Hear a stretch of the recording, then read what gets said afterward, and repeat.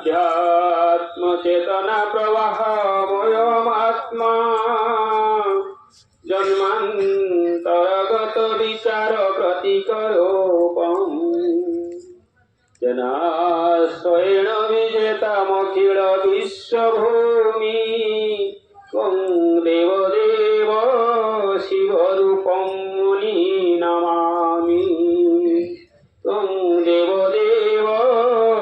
शिवरूपं मुनि नमामि शिवरूपं मुनि नमामि। आज तोत्ता आश्रम वार्षिक उत्सव समारोह ये समारोह मंचासीन थिबा सभापति महोदय तथा ओडिशार विभिन्न प्रांतर आसिथिबा योगी युगाचार्य मंडली एवं आत्मज्ञान प्रेमी जिज्ञासु मंडली मो समस्त को हार्दिक अभिनंदन सहित सप्रेम जयजी। दीर्घ समय धरी आत्मज्ञान चर्चा चली वास्तविक आत्मार महिमा अनंत अशेष जार महिमा गान कले ताहा केबे सरे नाही। तो सही महान विद्या ब्रह्म विद्या आम समस्त आवश्यक जहाँ आज आम समस्ते गुरुदेवंकर जो ज्ञान जो जीवाद्वैतवाद ज्ञान से ज्ञान माध्यम समग्र मानव जाति उद्धार पाई जो महान वार्ता से हम मानू को देइचंती ये जीव ही ब्रह्म ये प्राण ही परमेश्वर ये आत्मा ही परमात्मा से महान वार्ता से महान ज्ञान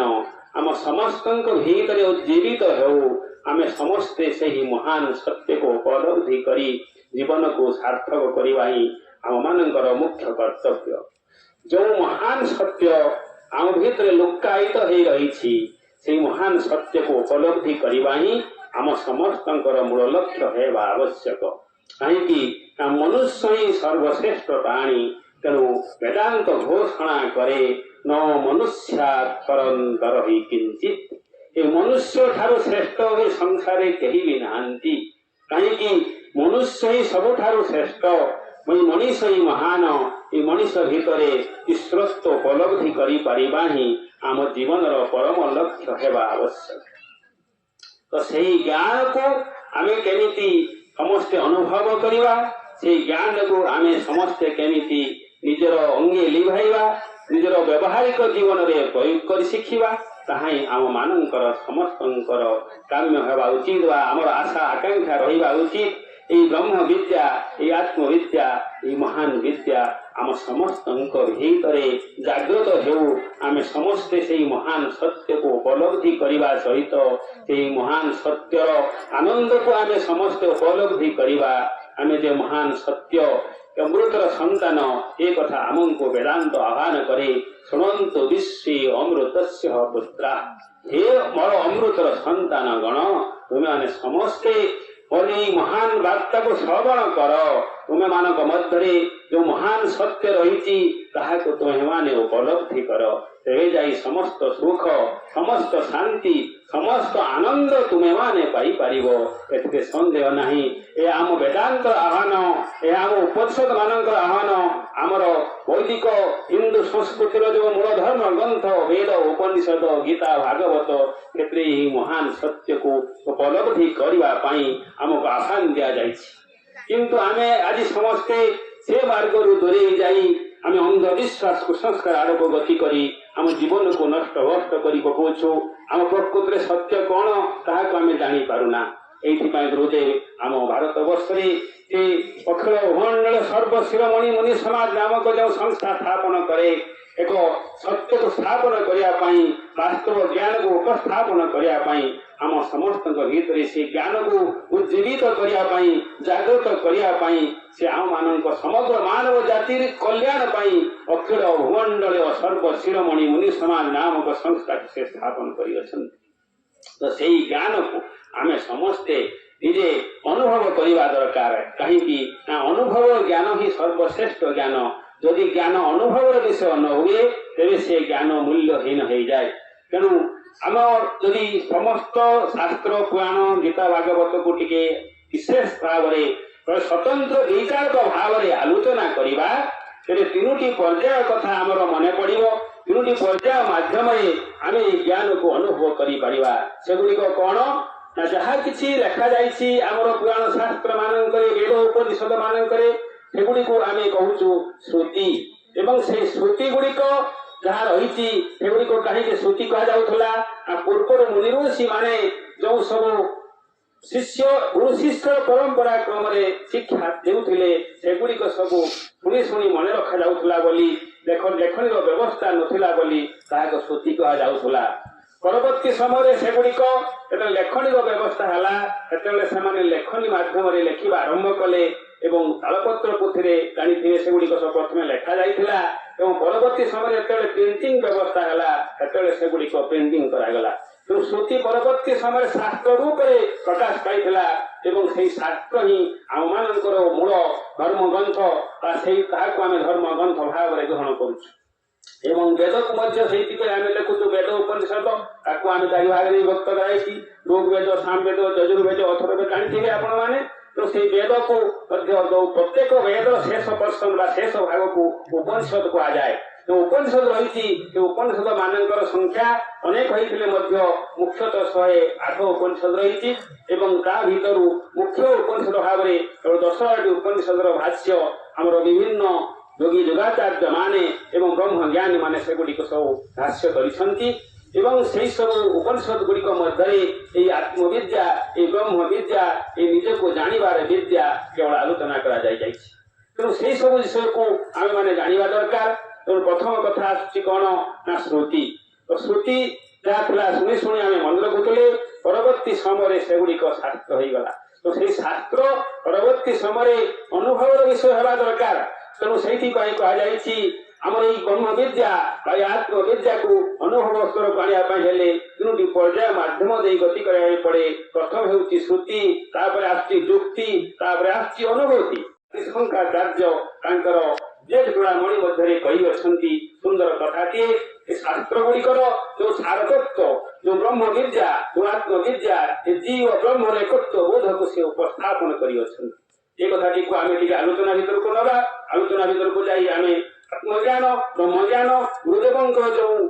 जीवाद्वैतवाद ज्ञान से भर को आम गति करवा देखा से भितर कौन तत्व रही आम जो ठीक ठीक भाव में जिन सब बुझीपर अनुभव करें कौन हम ना ज्ञान परिपक्वता आसो ज्ञान परिपक्वता ना आम केवल आमर भितर जो अंधविश्वास रही कुसंस्कार रही केवल जीवना तेणु प्रथम आमको अंधविश्वास कुसंस्कार मुक्त होगापे आमको ज्ञान परिपक्वता दरकार कहीं ज्ञान मुक्ति ज्ञान ना मुक्ति केवे मिले ना ज्ञान मुक्ति बोली कह ज्ञान को परिपक्व करने आमको गुरु जो ज्ञान देखते जोग कहीं जोग संजायते ज्ञान जोग द्वारा ही ज्ञान परिपक्वता आसे जुग गले जुग साधन न कले चक्र साधन क्रिया न कले केवल आम भितर जो प्रकृत ज्ञान तार के परिपक्वता आसी पार ना। तो आम बर्तमान देखा ये जो तीनोटी कथा कहली से तीनोटी कथा आलोचना रखी मोर वक्तव्य भितर आज तेणु से जिनटी को लेकिन आम चलवा बर्तमान आम देखा आदि शंकराचार्य कौन कहते गोटे श्लोकटी अच्छी सुंदर कथाटे आपण मैंने बुझा चेष्टा करेंगे सुंदर कथा से कहते से कहते श्लोक आमर वेदांत सिद्धांत निरुक्तिरेषा ब्रह्मैव जीवं सकलं जगत अखंड रूप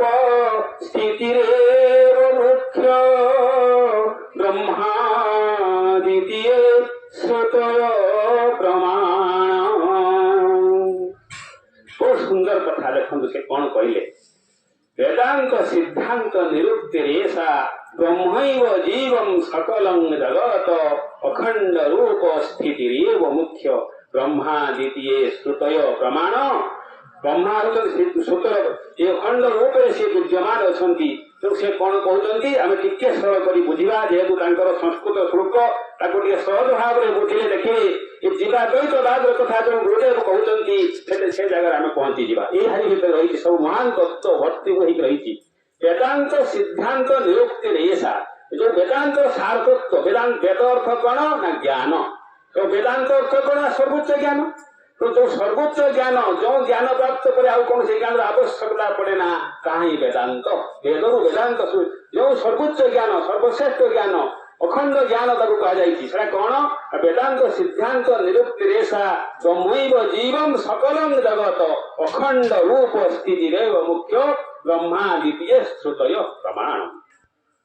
अखंड रूप रे स्थित अछंती आमे जहा किसी देखुछु गुरुदेव कहिसथि तांकर वेदांत सिद्धांत सुस्त करे आमे जहा किसी देखुछु ताहा मिथ्या जे देखुछि ताहा सत्य काहे कि ना दृश्य होउछि मिथ्या एवं द्रष्टा होउछंती सत्य एवं जो द्रष्टा कथा आमे कहूछु से स्वयं ए जीव ए आत्मा ए प्राण से समस्त जगत को हमर द्रष्टा भाव रे देखुछंती दृश्य जहा कि देखा जाउछि सेगुडी को सब हमर कल्पना मात्र तो जीव सब कल्पना करि थाए तो विचार करि थाए संकल्प करि थाए तो संकल्प अनुसार ए संसार को से सृष्टि करिति और संकल्प अनुसार ए संसार को मध्य से भोग करूची तो गुरुदेव अति सरल सरल भाव रे से कथाटी को बुझी चंती तांको दर्शन शास्त्र भीतरे वेदांत सिद्धांत भीतरे एवं संक्रांत जो कथाटी को से एठी व्याख्या करिसंती एठी से निरुक्ति शास्त्र जो सारतत्व वेदांत सारतत्व जीव ब्रह्म और संसार सब किसी एकत्व बोध से आनी एकत्व बोध को से उपस्थापन कर श्लोक भीतर ब्रह्मे जो जीवन सकल जगत अखंड रूप स्थिति मुख्य ये अखंड रूप रे यार स्थिति को अनुभव कर मुख्य प्राप्ति लाभ कर अर्थात मुहि ब्रह्म मुहि प्राण ही परमेश्वर आत्मा ही परमात्मा ये अखंड बोधता भीतर उदय होते बेले से जापर प्रकृत सुख शांति आनंद अन्न कौटी ना मोहरी पाखे रही मोहरी पाखे मौजूद होती अन्न कौटी से ना अखंड रूप कहीं ब्रह्मा द्वितीय श्रुत प्रमाण श्रुति कौन प्रमाण देला ब्रह्मा होती ब्रह्म होती एक अद्वितीय वस्तु द्वितीय वस्तु ना द्वैता भय भवती वेदांत कहूँ वेद कहूँ द्वैत भाव जो अच्छी भय सृष्टि होता है द्वैत भाव ना क्या भय कर मुझे अनेक रूप धारण कर वेदांत जो मूल तत्व आम जाना दरकार मु श्रोता शुणुची वक्ता कहूँ मुझे श्रोता मुझे वक्ता मुझे शिष्य मुझे गुरु अनेक रूप अनेक रूप धारण कर एक अनेक एकं बहुश्यामी एक अनेक रूप धारण कर ब्रह्महि वेद सर्वम आत्महि वेद सर्वम अहमहि वेद सर्वम ये हूँ वेदांत कथा वेदांत भितर जो कथा कह एक अनेक रूप धारण कर एक श्रोता वक्ता आचार्य शिष्य सब किसी मुहि अनेक रूप धारण कर मो सहित लीला करुँची मो सहित खेल खेलुँची एकाकर खेली पारि ना ये अनेक रूप धारण कर आपण सान नुहति कि मु बड़ नुहे गुरु बड़ नुहति कि शिष्य बड़ नुहति तेणु गुरु शिष्य अभेद ज्ञान गुरुदेव आमको देले जीवा द्वैतवाद कथा से कहले आमर अद्वैतवाद कथा कही अद्वैतवाद एक उच्च स्तर गवेषणा का उच्च स्तर अनुभव होती जीवा द्वैतवाद जीव ही ब्रह्म ये जीव ही एकमात्र सत्य और संसार जहाँ किसी आम देखुचु सेगुड़िक जीवर प्रत्येक मनुष्य कल्पना जहाँ कि दृश्यमान जगत जहाँ देखा जाऊँगी काल्पनिक जिते ईश्वर आम सब सृष्टि करूँ ये सब मनुष्य मनर कल्पना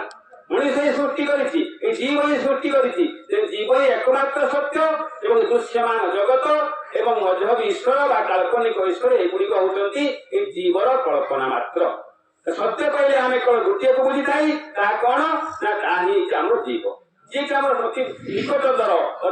अति आपणार प्राण जी कि सबुठ संसार प्रिय वस्तु मुझे आपण मान गोटे प्रश्न करी आपण मैंने तार उत्तर कौन देवे आपण मैंने निश्चित भाव में कहे मुझे कहली संसार सबुठ प्रिय वस्तु कौन आपण मैंने कौन उत्तर देवे संसार सबुठ प्रिय वस्तु कौन हो पाए संसार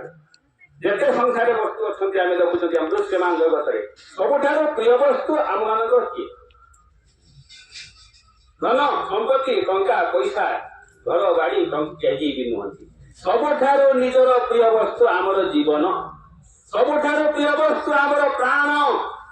एवं यही प्राण ही परमेश्वर